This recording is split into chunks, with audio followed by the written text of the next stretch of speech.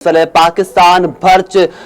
जिहड़ा अहम दिन ने वड्डे दिन दी वड्डी ट्रांसमिशन तुसीं अपनी स्क्रीन से देख रहे जे दुनिया भर दी नज़रां इस वेले पाकिस्तानी दारुल हुकूमत इस्लामाबाद उत्ते लगियां ने क्योंकि पाकिस्तान इस वेले होस्ट कर रहा है इस वेले सब तो अहम मुज़ाकरात ईरान ते अमरीका के दरमियान मुज़ाकरात इस वेले होने ने जिंदी मेजबानी पाकिस्तान दे कोल है ते वज़ीर आज़म शहबाज शरीफ नाल मुलाकात की अमरीकी वफ्द ने ईरानी वफ्द ने मुलाकात की ईरानी ते अमरीकी वफ्द पाकिस्तान विच मौजूद ने अमरीकी वफ्द विच जेडी वेंस नायब सदर क़यादत कर रहे हैं अमरीकी वफ्द दी ते वफ्द विच मौजूद ने स्टीव विटकॉफ ते जैरेड किशनर इन्होंने वज़ीर आज़म नाल मुलाकात की वज़ीर आज़म ने मुलाकात विच आख्या कि असीं हमेशा मुज़ाकरात दी राह हमवार करने की कोशिश करते रहांगे ते सालसी लई हर मुमकिन कोशिश करांगे। उस बाद ईरानी वफ्द वज़ीर आज़म शहबाज शरीफ नाल मुलाकात हुई ईरानी वफ्द ने मुलाकात की सरबराही की बाकर कालिबाफ ने ईरानी पार्लियामेंट के स्पीकर ने इस बाद अब्बास अरागची इस वफ्द का हिस्सा ने जो कि इस दौरान मौजूद ने पाकिस्तान ते सालसी की कोशिश कर रहे हैं पाकिस्तान के सफारती महाज पूरी तरह इस वेले एक्टिव है कोशिश की जा रही है कि किसी तरीके खिते नूं इस जंग तो इस पूरी अग तो बचा लिया जाए तो उम्मीद जाहिर की जा रही है दुनिया भर दियां उम्मीदां ने पाकिस्तान होने वाले इस मुज़ाकरात तो कि शायद कामयाब होंगे ते पाकिस्तान दुनिया च खिते विच लगने वाली इस अग तो बचा लवेगा जिस तरह पाकिस्तान ने आज दी जंगबंदी कराई ते ए आज दी जंगबंदी हुण मुस्तकिल जंगबंदी विच तब्दील हो जाएगी। इस हवाले नाल तुसीं चौपाल ते खसूसी ट्रांसमिशन भी वेख रहे जी असीं गलबात करने आ तज्जियाकार ने साडे नाल मौजूद उन्हां दे नाल गलबात करने आ हुण भी साडे नाल मौजूद ने तज्जियाकार ते एंकर पर्सन एहसन कामरे उन्हां दा रुख करांगे। जी एहसन सब तो पहले तुहाडा बहुत शुक्रिया टाइम दा ते असीं गल करिए मुज़ाकरात दे हवाले नाल ते मुज़ाकरात चल रहे हैं। मेरा पहला सवाल तो है कि वज़ीर आज़म शहबाज शरीफ नाल दोनों वफूद की मुलाकात हुई है ते दोनों की मुलाकात वज़ीर आज़म शहबाज शरीफ नाल मुज़ाकरात तो पहले हुई है उस दे असरात मुज़ाकरात की वेख रहे जी। मौसम बहुत शुक्रिया पहले तो ट्रांसमिशन तुसीं बुलाया।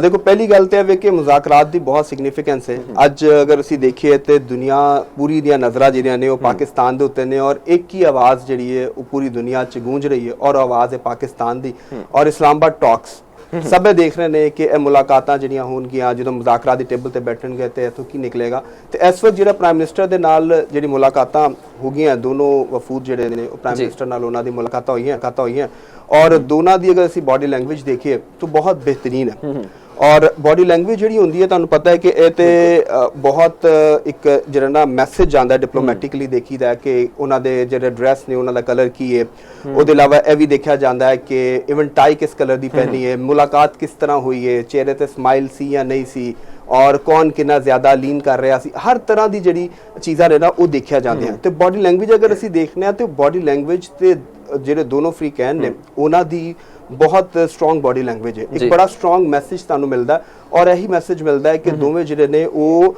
मुज़ाकरात विन करन वास्ते आ रहे हैं ठीक है उन्हां दे स्माइल तुसीं देख लो उन्हां दी बॉडी लैंग्वेज देख लो उन्हां दे चलन दा स्टाइल देख लो फिर प्राइम मिनिस्टर दा जिहड़ा एक उन्हां दी बॉडी लैंग्वेज वो बड़ी कॉर्डियल है अगर तुसीं मुलाकात देख रहे हो तुसीं उन्हां दी टाई दा कलर जरा चेक करो वो डायगनल है ठीक है उहदे च दो जिहड़े ने स्ट्राइप्स ने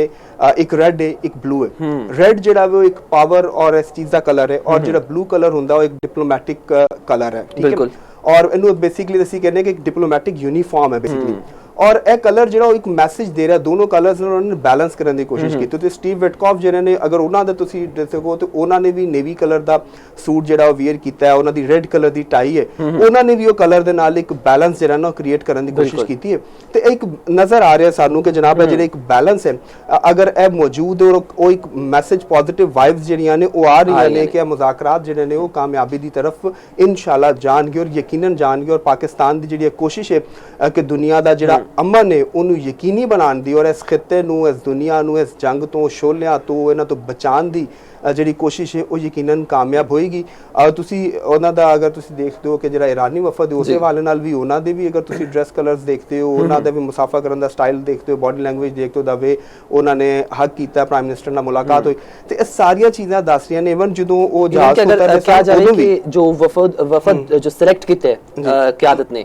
या फिर किसी मुल्क ने उन्होंने ਉਹਦੇ ਵਿੱਚ ਵੀ ਕੋਈ ਹੈ नहीं देखो किरदार के लिए बिल्कुल है ना जो असी देखने कि मुज़ाकरात जिहड़े ने वो किस तरह दे होणगे उन्हां दा मूड की होएगा मुज़ाकरात चों की निकलेगा और मुल्कां दी किन्नी क सीरियसनेस है इहदे विच तो ਉਹਦੇ ਚ देखा जाता है कि मुज़ाकरात करन वाला डेलीगेशन जिहड़ा वे ਉਹਦੇ ਚ कौन-कौन लोग शामिल हैं ਅਮਰੀਕਾ ਦੀ ਤਰਫੋਂ ਜ਼ਾਹਿਰ ਉਹਨਾਂ ਦੇ ਵਾਈਸ ਪ੍ਰੈਜ਼ੀਡੈਂਟ ਔਰ ਉਹਨਾਂ ਨੂੰ ਪੂਰੀ ਟਰੰਪ ਦੀ ਹਮਾਇਤ ਹਾਸਿਲ ਔਰ ਅਥਾਰਟੀ ਉਹਨਾਂ ਦੇ ਕੋਲ ਹੈ, ਠੀਕ ਹੈ। ਔਰ ਉਹ ਅਗਰ ਇਹ ਕੰਮ ਜਿਹੜਾ ਵੇ ਉਹ ਕਰਨਗੇ, ਮੁਜ਼ਾਕਰਾਤ ਅੱਗੇ ਲੈ ਕੇ ਚੱਲਣਗੇ ਤੇ ਉਹ ਯਕੀਨਨ ਬੜੇ ਬਿਹਤਰੀਨ ਅੰਦਾਜ਼ ਦੇ ਵਿੱਚ। ਇਸੇ ਤਰ੍ਹਾਂ ਅਸੀਂ ਅਗਰ ਇਰਾਨੀ ਵਫਦ ਦੀ ਗੱਲ ਕਰਨੇ ਆ ਤੇ ਉਹਨਾਂ ਦੇ ਸਪੀਕਰ ਜਿਹੜੇ ਨੇ ਉਹਦੀ ਕਿਆਦਤ ਕਰ ਰਹੇ ਨੇ, ਉਹ ਆਲ ਪਾਵਰਫੁਲ ਨੇ ਉੱਥੇ ਔਰ ਉਹਨਾਂ ਨੂੰ ਪ੍ਰੈਜ਼ੀਡੈਂਟ ਦੀ ਹਮਾਇਤ ਵੀ ਹਾਸਲ ਹੈ, ਉਹਨਾਂ ਨੂੰ ਜਿਹੜਾ ਆਇਤੁੱਲਾ ਨੇ ਉਹਨਾਂ ਦੀ ਹਮਾਇਤ ਵੀ ਹਾਸਲ ਹੈ। ਤੇ ਇਹ ਚੀਜ਼ਾਂ ਜਿਹੜੀਆਂ ਨੇ ਇਹ ਬੜਾ ਇੱਕ ਮੈਸੇਜ ਦਿੰਦੀ ਔਰ ਇਹ ਸਿਰਫ ਅਸੀਂ ਐਨਾਲਿਸਿਸ ਨਹੀਂ ਕਰ ਰਹੇ, ਪੂਰੀ ਦੁਨੀਆ ਜਿਹੜਾ ਨਾ ਬੜੀ ਬਾਰੀਕੀ ਬੀਨੀ ਦੇ ਨਾਲ ਚੀਜ਼ਾਂ ਨੂੰ ਦੇਖ ਰਹੀ ਹੈ। ਤੇ ਅਸੀਂ ਵੀ ਇਸੇ ਤਰ੍ਹਾਂ ਜੋ ਕੁਝ ਅਸੀਂ ਪੜ੍ਹਿਆ ਔਰ ਜਿਸ ਤਰ੍ਹਾਂ ਅਸੀਂ ਚੀਜ਼ਾਂ ਨੂੰ ਦੇਖ ਰਹੇ ਹਾਂ ਔਰ ਉਸ ਹਿਸਾਬ ਨਾਲ ਲੱਗ ਰਿਹਾ ਹੈ ਕਿ ਚੀਜ਼ਾਂ ਬਹੁਤ ਪੋਜ਼ਿਟਿਵ ਅੰਦਾਜ਼ 'ਚ ਔਰ ਬੜੀ ਤੇਜ਼ੀ ਦੇ ਨਾਲ ਅੱਗੇ ਵਧ ਰਹੀਆਂ। ਬਿਲਕੁਲ ਪੋਜ਼ਿਟਿਵ ਅੰਦਾਜ਼ 'ਚ ਨੇ। ਐਸਨ ਮੇਰਾ ਇਸ ਹਵਾਲੇ ਨਾਲ ਮੈਂ ਪਹਿਲੇ ਵੀ ਸਵਾਲ ਪੁੱਛਿਆ, ਆਪਣੇ ਐਨਾਲਿਸਟ ਸਾਡੇ ਨਾਲ ਮੌਜੂਦ ਸਨ ਕਿ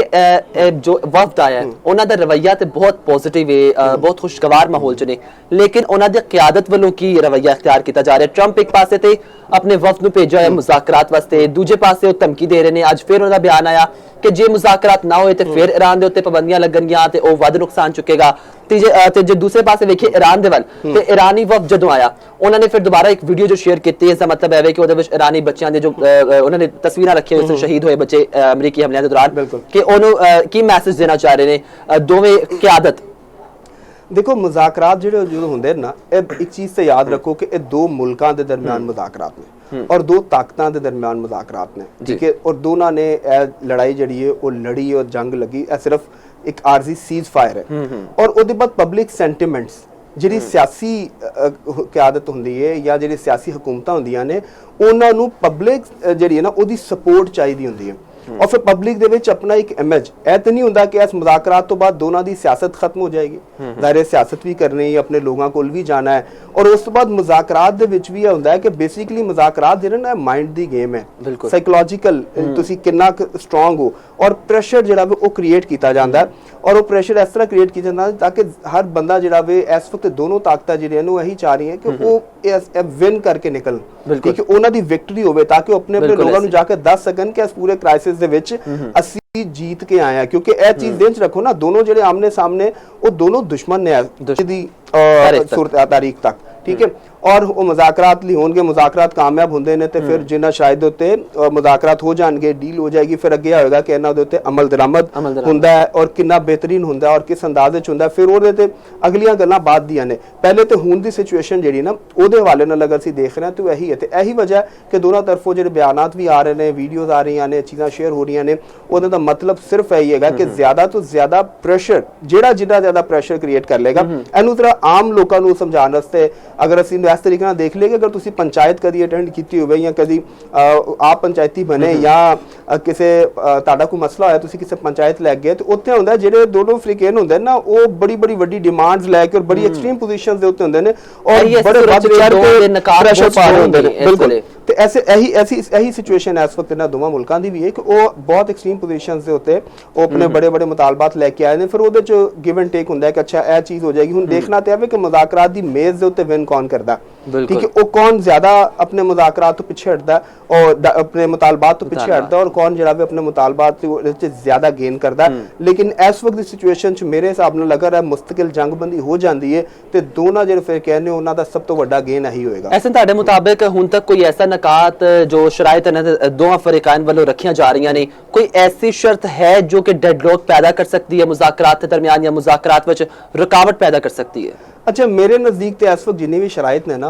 वो प्रेशर के तौर पर तो उन्होंने क्रिएट किया जा सकता है कि दबाव क्रिएट किया जाए और कि बी इस चीज़ से डेडलॉक हो सकता है। जिवें लिबनान के हवाले नाल उधरों जो